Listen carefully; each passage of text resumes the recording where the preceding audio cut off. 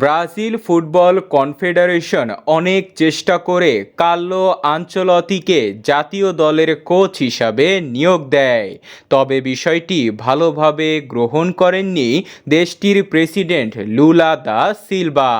ইতিহাস ঘেঁটে দেখা যায় 1965 সালের পর প্রথমবারের মতো কোনো বিদেশি কোচের দায়িত্ব নিচ্ছেন আনচেলত্তি। কেন তাকে বেছে নেওয়া হয়েছে সেটি অনেকেরই অজানা। ব্রাজিলের প্রেসিডেন্ট লুলা মনে করেন, ব্রাজিলের মতো ফুটবল ঐতিহ্যবাহী দেশের জন্য বিদেশি কোচের প্রয়োজন নেই। তিনি বিশ্বাস করেন ব্রাজিল জাতীয় দল পরিচালনার জন্য তাদের নিজ দেশের কোচরাই যথেষ্ট।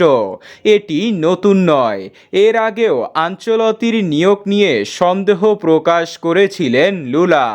একবার তো বলেই দিয়েছিলেন সে কখনো নিজ দেশ ইতালির কোচ হতে পারেনি, সে আমাদের সমস্যার সমাধান করবে কিভাবে। তবে তিনি আনচেলত্তির বিরুদ্ধে নন, তাকে গ্রেটেস্ট টেকনিশিয়ান বলে আখ্যা দিয়েছেন। তিনি আশা করছেন ব্রাজিলের সুসময় তার হাত ধরে ফিরে আসবে।